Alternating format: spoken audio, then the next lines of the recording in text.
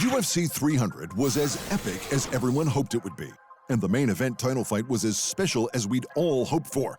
The light heavyweight champ Alex Pereira knocked out the former champ Jamahal Hill in round 1, and he's got bigger and better things on his mind.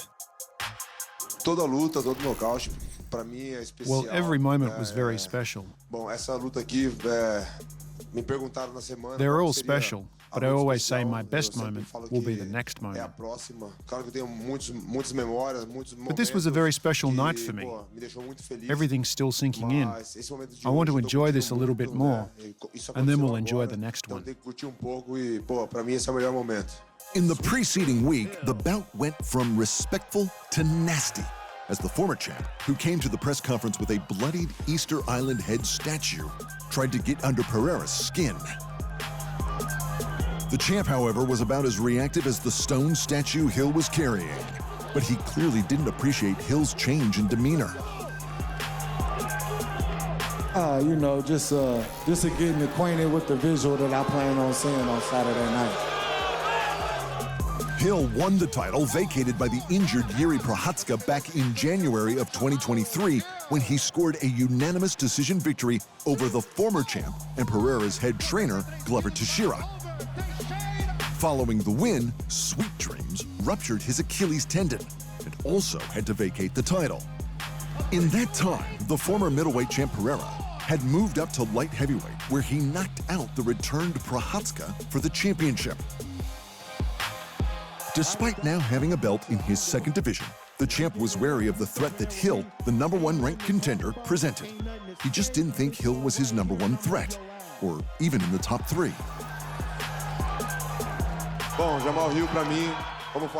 Jamahal, for me, as I said in some interviews, for me you're in 4th place. I think we have very different styles, but for me, I'd put you in 4th place. Make no doubt, I'm here to put him out. He gotta go to sleep. Only one way to just win. It's okay with him ranking me as 4th. I'm okay with that. Whatever his opinions are, whatever. We're gonna get in there and see. That's all. We're gonna get in there and see. You already know how I'm coming. Hill came at Pereira for about 2 minutes, which is about how long it took Pereira to figure him out. Not even a kick to the nether regions could save Sweet Dreams from going to sleep, which seemed to satisfy Pereira. Ali foi algo pensado, eu falei com a minha equipe, eu falei, I spoke with my team before that. I wanted to fight 5 rounds. I always believed the knockout would have happened. Ele falou que me respeitava em dia, no outro dia ele... He didn't behave very well. He started with respect during the week. The way he behaved wasn't so good, so that was the least I could do to him. Mas ele me desrespeitou e foi o mínimo que eu podia fazer. With wins over the top 2 contenders in Hill and Procházka, as well as the #4 Jan Blachowicz, all of whom have held the belt at some time in the last 3 years, it looks like there's one obvious choice for his next opponent. Magomed Ankalaev fought to a draw with Blachowicz for the vacant title in 2022, and he's the current #3 in the light heavyweight division. The issue is that Pereira has bigger ideas in mind, and there's a card back home in Brazil scheduled for May 4. I talked a lot about fighting in Brazil at UFC 301 if I won this fight, said the champ after his win. I won this fight. I'm not hurt. Nothing happened. I know there needs to be a lot of promotion behind a fight, but I want to have a fight at heavyweight. He's clearly got the height, and most likely the power. But who do you risk the light heavyweight champ facing on such short notice? The interim heavyweight champ, Tom Aspinall, was in the crowd, and he posted this image to social media immediately after the call-out. The issue now is that the UFC president, Dana White, isn't so sure Aspinall, or any heavyweight in general, is a good idea. I don't know if that's the right move for him. He looked damn good tonight in the division he's in, so I think he might want to stick around there for a minute, mused Uncle Dana. But I don't know. These are all things that we'll talk about. In the all-Chinese co-main event, the strawweight champion Zhang Weili defeated Yan Xiaonan by unanimous decision after sleeping her in the first round and then going to war for the next 4 rounds.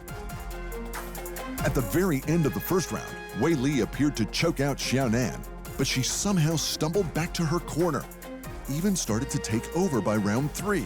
Weili came back strong in the championship rounds, but the battle made it all a blur. I felt like I was in a dream. I blanked during the fight. I didn't know what I was doing. And in the fight that more than lived up to the hype, Max Holloway stopped the BMF champ Justin Gaethje with just 1 second left on the clock to take the ceremonial title. It was incredible, and it was exactly what White was after. And I don't know if you noticed this and if it happened to you guys too, but that fight sucked the life out of everybody tonight. I was right. Like, everybody was, the next 2 fights, everybody's just sitting there like dead. Like, it was like this adrenaline dump. It was incredible. After 2 nasty eye pokes, Gaethje had his nose obliterated at the end of the first round. Holloway then edged ahead on the scorecards, only to have Gaethje then put Holloway on the mat for the first time in his career. With 10 seconds remaining, Holloway decided to prove what being a BMF is all about. This is the moment. This is what BMS is known for. You know, the baddest mother effer. First of all, I want to change the name to Blessed Man Forever. That's what the belt means when I hold it. Blessed Man Forever. But if that's not a BMF moment, I don't know what is. If the card just flipped and Justin was up, if he felt like he was up, I knew he would give me that 10-second shot. With 10 seconds left on the clock, Holloway pointed at the floor to say, "Let's do this." Of course, Gaethje accepted the challenge. They swung for the fences, and only one man was still conscious when the bell sounded. People always ask me what I do. I sell holy moments for a living, right? That was the ultimate holy moment of all time. If you were at home, if you're in a bar, or if you were here live tonight, there's no bigger holy than that. The possible reason for such an exciting set of results might have been due to the bonuses being increased from 50 to 300K, but no one was getting past Holloway and Gaethje for fight of the night. Holloway also scored a performance bonus for a $600,000 bonus. Prochazka won the other performance bonus for his comeback. In other UFC news, Dana White made 2 big fight announcements. The first is that the lightweight champion Islam Makhachev has his next opponent lined up, but it's not Arman Tsarukyan, who beat Charles Oliveira in what was believed to be an eliminator. Instead, the former interim champ Dustin Poirier will be the first man Makhachev faces in a defense that wasn't named Alexander Volkanovski. That bout will serve as the main event of June's UFC 302. And in bigger news, though there's no belt on the line, Conor McGregor will finally make his highly anticipated return to the cage. He'll face his opposing The Ultimate Fighter coach, Michael Chandler, at welterweight in the main event of UFC 303, scheduled for this June. Thanks for watching, and remember, if you want more fight sports in your life, just hit the subscribe button.